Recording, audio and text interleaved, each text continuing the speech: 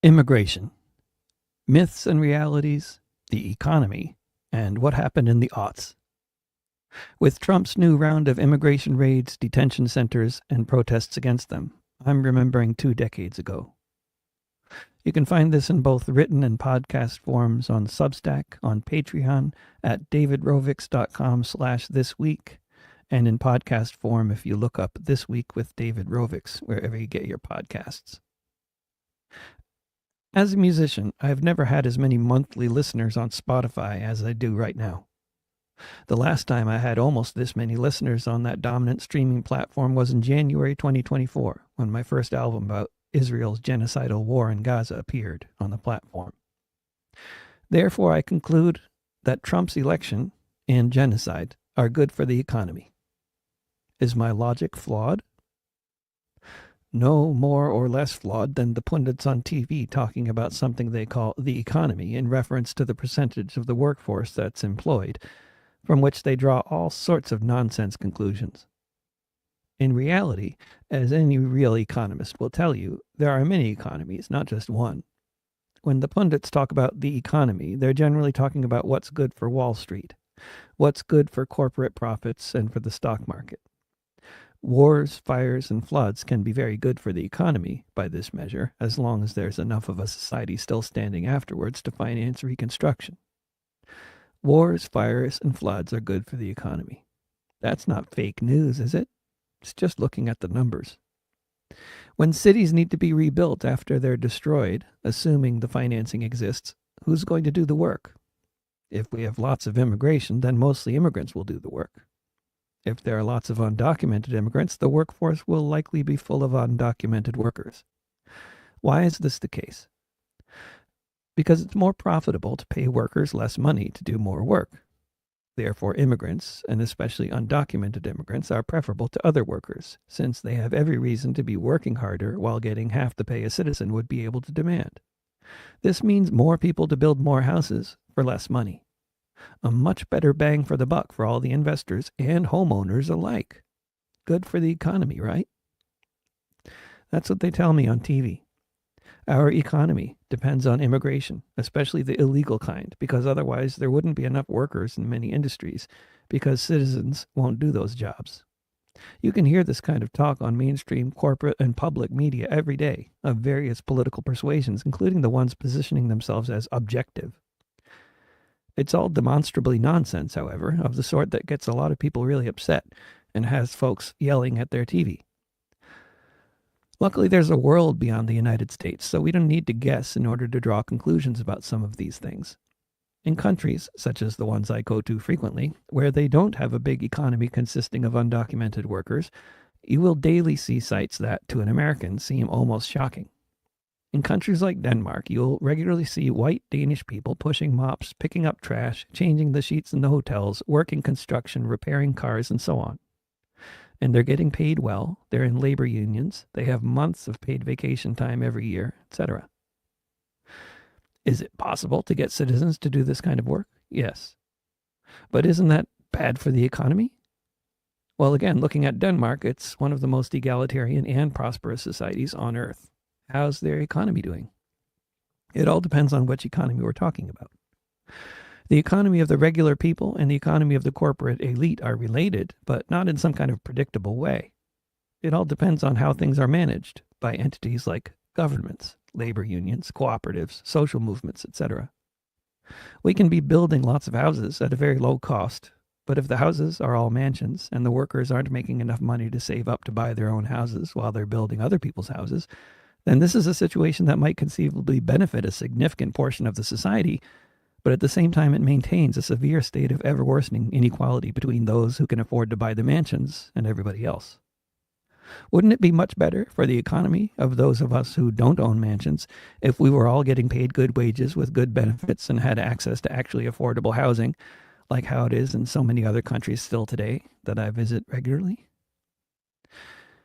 If we're together on the logic up to this point that the economy for mansion owners is different than the economy for people trying to rent an apartment on the rental market and work in the construction industry or work in a restaurant or in a retirement home, then this is where things tend to go in different ways in terms of the question of what is to be done about the situation of severe and quickly worsening inequality, and for so many millions, real desperation.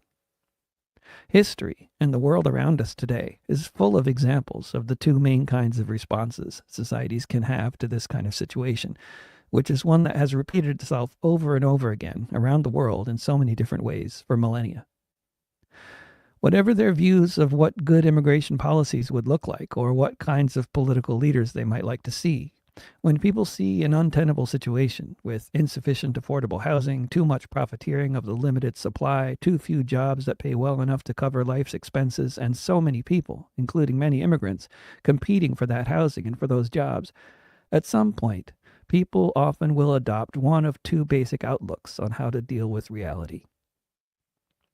One way is to seek to work together with the people around you and stand up as a class for our collective class interests as workers, renters, regardless of immigration status or any other demographic factor, to fight for a society where everyone has a good union job and no one has any incentive to undermine the good union jobs by taking half the money for the same job, for example. The other way is to exclude a significant element of society, which historically in the U.S. has involved making laws against all kinds of different immigrant groups and other groups, sometimes specifically targeting blacks or Asians, other times specifically targeting Eastern and Southern Europeans. Now I'm almost getting to where I want to talk about the aughts. I'm trying to set the stage because I think if we want to understand what happened then, we need to get past the fake duality we hear constantly on the corporate media, especially on the liberal end of it these days, about how you can either be in favor of a growing economy and pro-immigration, or you can be a regressive xenophobic racist who doesn't understand how immigration is good for the economy and wants to live in some version of the Middle Ages. There are other options, which bear much more resemblance to the real world, such as the immigrant rights movement of the Bush years that culminated in the absolutely massive demonstrations in the spring of 2006. From my vantage point, as a participant observer at the time, what distinguished this movement, aside from its massive size and very broad participation among so much of the Latin American immigrant communities across the U.S., was that it was not trying to pose the question of criminalizing undocumented workers, which the Bush administration was seeking to do, as a moral one, nor were they taking any position like millions of undocumented workers were good for the economy in the way that agribusiness would define it. The orientation of the movement was one familiar to anyone who has spent time in places with a strong labor movement. We have relatively few people in the U.S. organized into unions, so many people aren't familiar with the culture of labor unions that you'll find in places that have them. But in a good union, the organizers and union officials are doing everything they can to make sure immigrants and other potentially marginalized demographics are included in the union wherever they're part of the workforce, because of the basic practical reality that if everyone's in the union, no one will want to be a scab. If you don't have strikebreakers messing things up and the solidarity holds, then the union can demand good wages and working conditions. Otherwise, we're divided and conquered.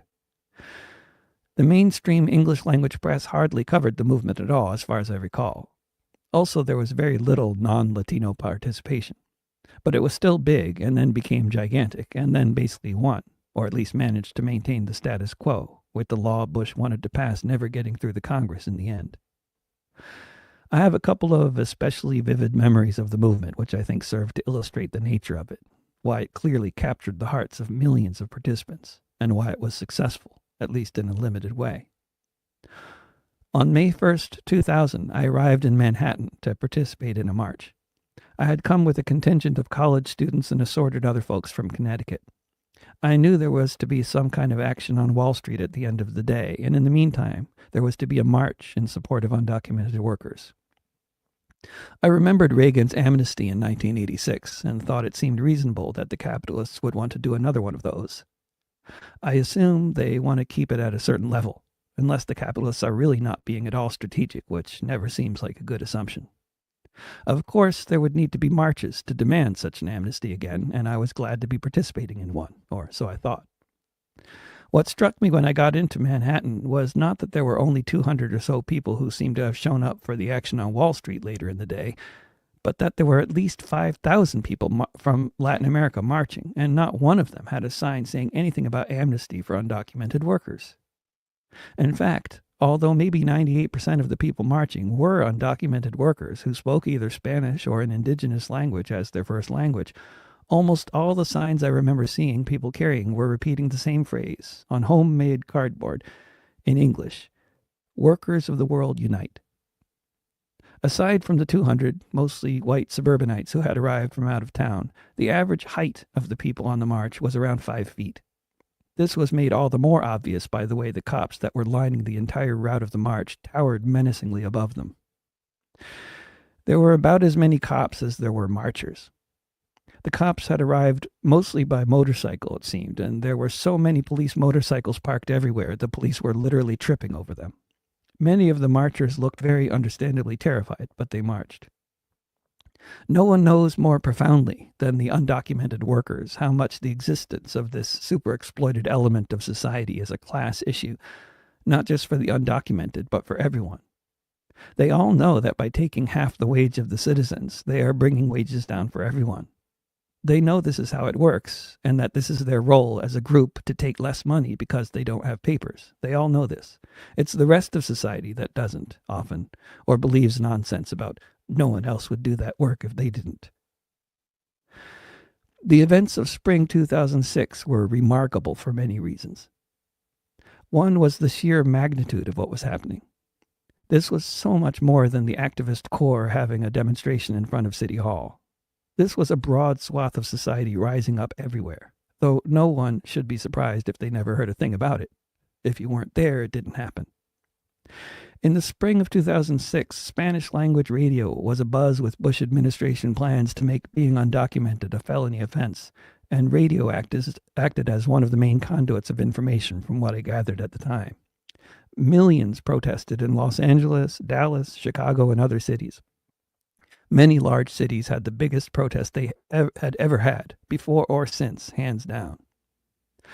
I was more or less based out of Houston in the spring of 2006 with a new baby whose mother, Natalie, lived there. She knew the organizers of the protest, and I found myself singing songs of solidarity for the 50,000 people who had gathered there on a Monday in April, which happened to be my 39th birthday.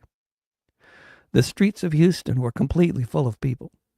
It's a flat city, and I never had a vantage point to get an impression of how many people there were, but a whole lot. It was an intensely musical movement, with mariachi bands figuring into the whole thing in a big way. Every 100 feet or so along the march route, another mariachi band would be playing. As we marched, truck drivers passing over the march on a variety of overpasses that can be found in downtown Houston were honking their horns in support, and it seemed to be all of the truck drivers doing that.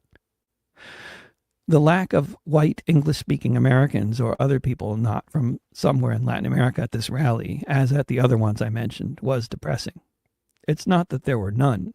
It's just that they were the same 200 or so folks I would expect to see at an anti-war demo or a Jim Hightower event. Those who poured out into the streets as an entire community, rather than as an activist corps, were the Mexicans, Guatemalans, Salvadorans, and others from Central and South America. There were other times in history in the U.S. when there were mass expulsions of immigrants and when laws were passed to drastically curtail immigration from parts of the world considered to be places where the undesirables originate. There were also times when land and property was expropriated from immigrants. There was the entire period of westward settlement with land systematically taken from the Indians and distributed to those primarily white male U.S. citizens who qualified to receive it under the Homestead Act. After all of that theft and expropriation, all questions of fairness and morality aside, all blame of European refugees stuck in a cycle of violence and forced to go west aside, and all blame of people crossing the Rio Grande in the shadows aside as well, what kind of society have we gotten out of all that? Certain people would, of course, say the greatest country on earth. But anyone who's traveled knows that the U.S. is a country full of desperate poverty and growing inequality compared to other industrialized modern countries. It's not because we have too many people in this sparsely populated continent, and it's certainly not that we lack tremendous resources of all imaginable kinds, or because some group of people in society doesn't believe in hard work. The main problem, as I see it, is both a current and historical one. We are trying to have a society within the economic and political system that in so many ways is designed to be a funnel for the constant redistribution of wealth upwards from the poor to the rich. We have long been ruled by a system that is set up to generate profit off of our state of division. Profits which benefit millions of people while serving to immiserate so many millions of others, thereby keeping us at each other's throats. And now it seems all set to get so much worse.